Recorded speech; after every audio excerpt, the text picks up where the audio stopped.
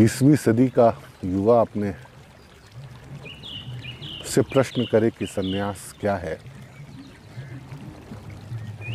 पूछने से बेहतर है खुद से पूछने से है, खुद के पूछने का है, खुद से पूछने का है, तो वो सन्यास को बेहतर समझ जाएगा। दरअसल हजारों सालों से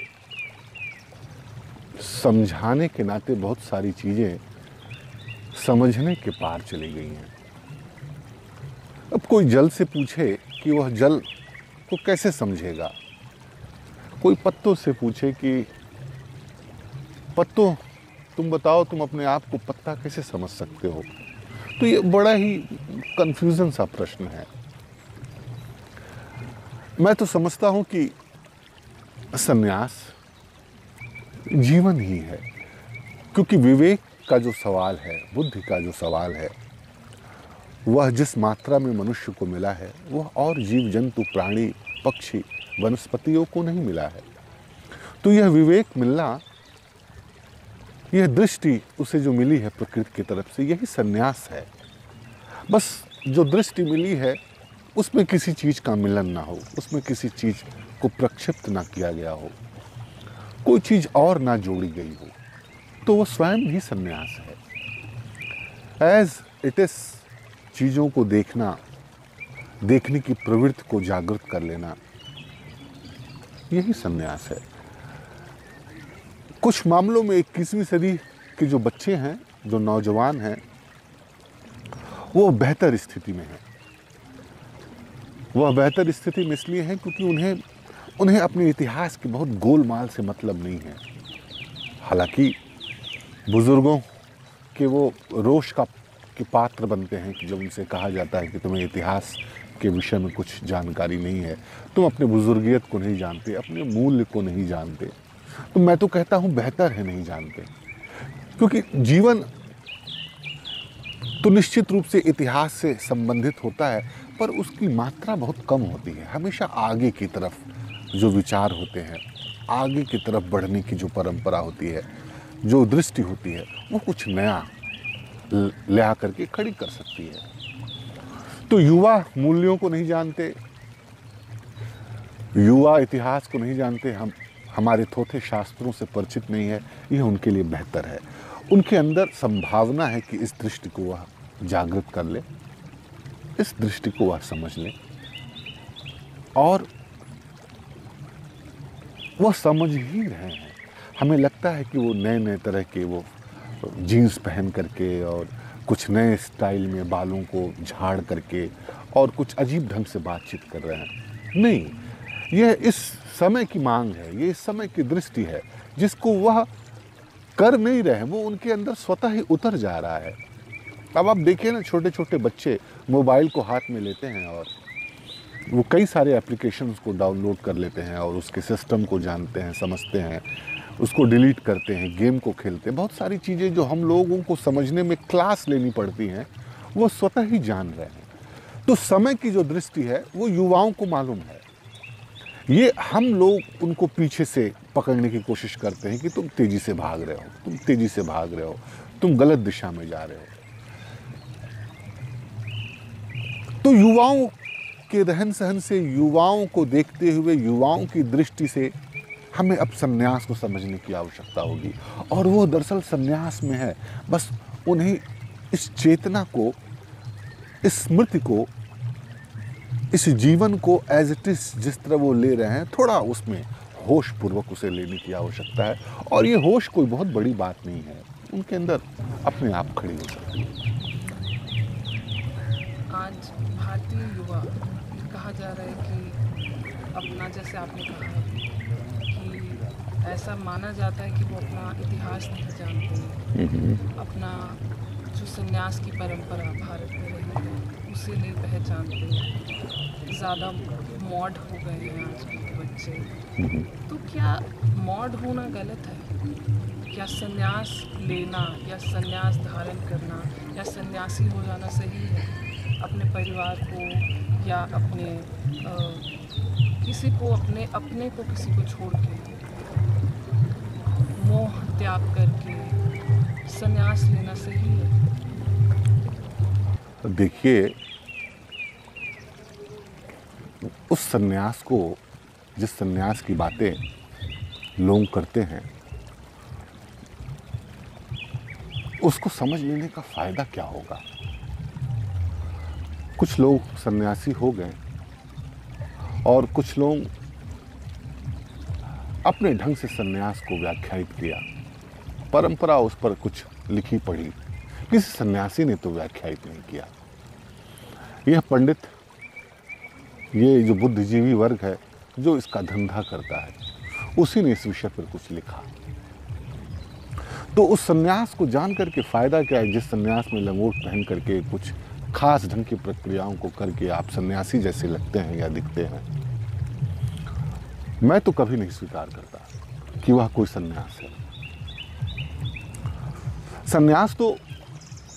सन्यास को भी अपनी दिशा चेंज करनी होगी, सन्यास को भी मॉडर्न होना पड़ेगा, क्योंकि जगत बदल रहा है, जगत की परिस्थितियां बदल रही हैं, खान पान बदल रहे हैं, दृष्टि बदल रही है, यहाँ तक कि स्वाद भी बदल गए हैं लोगों के।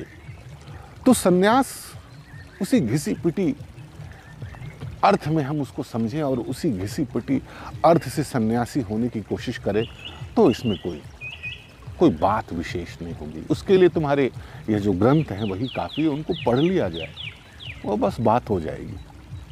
तो ये जो बच्चे मॉड हैं, जिन्हें मॉड कहा जा रहा है, ये इतनी चिढ़ क्यों है उन मॉडर्न बच्चों से? होनी क्यों चाहिए?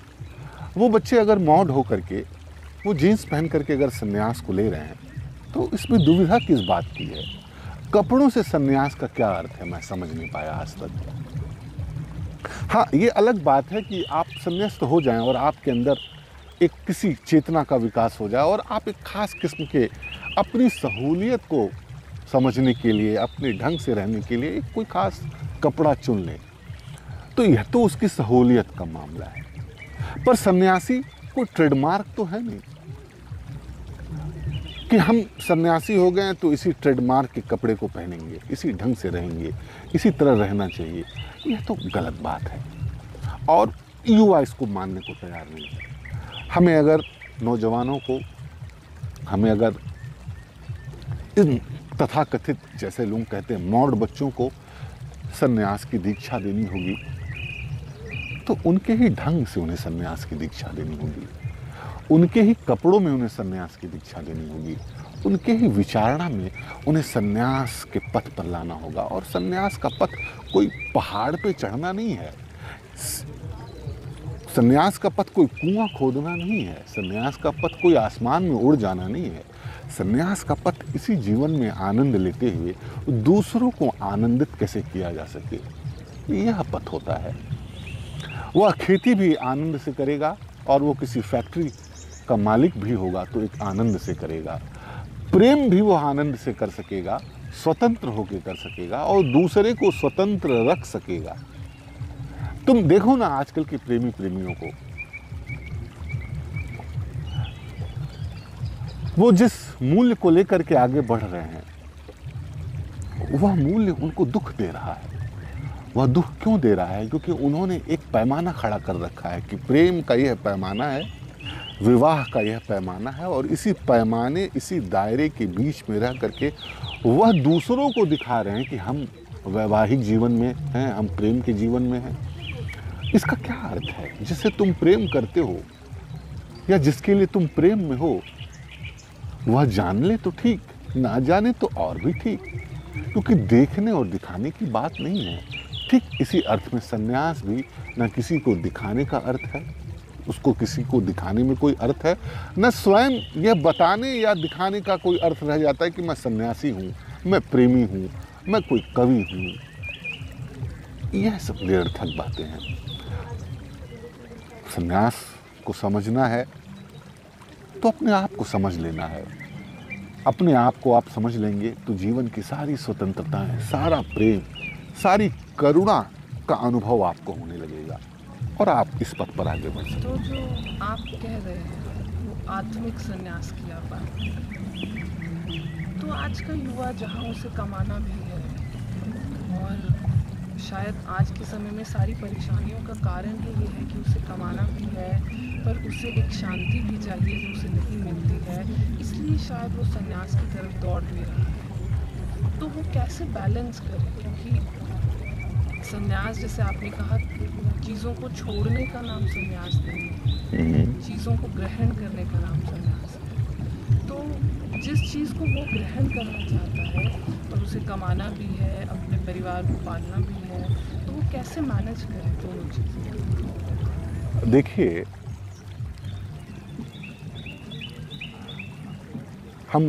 मैं बार बार इसको कहता हूँ कि हमारी दृष्टि वस्तु केंद्रित हो गई है।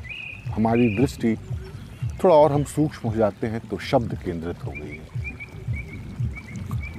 थोड़ा सा हम संवेदनशील हैं तो शब्द केंद्रित हो जाते हैं। पर जिधर मेरा इशारा है वह इशारा शब्द पर केंद्रित या वस्तु पर केंद्रित होने का नहीं है। हम यह क्यों नहीं प्रश्न करते हैं कि हमें भूख लगती है, हमें प्यास लगती है, यह कोई जायज या नाजायज चीज है। हमारा मस्तिष्क विचार करने के लिए है, वह विचार कर रहा है, तो इस पर हमारे क्यों नहीं, हालांकि इस पर प्रश्न खड़े किए जाते हैं। ध्यान को लेकर के कहा जाता है कि विचार शून्यता होनी चाहिए। मेरा सोचना थोड़ा दूसरा है। मस्तिष्क तो विचार के लिए है ही, वह विचार करेंगे ही, पर उसमें संबद्धता जो आदमी की बहुत लग जाती है वो उसे परेशान करती है। वो विचार करता रहे, आपकी संबद्धता से छूट जाए, केवल इतना ही मामला है ध्यान के घटित होने का। तो आप जीवन को, कि भोजन को, जीवन के कमाने को, जीवन के सुख को, जीवन के भोग को, यह तो जीवन का एक चरित्र ही है। इसको आप क्यों, इससे आप मुक्त हो जाना चाहते हैं? हम तो कह रहे हैं कि जीवन में मोह हो, पर संबद्धता कितनी मात्रा में होनी चाहिए, इसका ज्ञान एक सन्यासी को, एक साधक को होना चाहिए।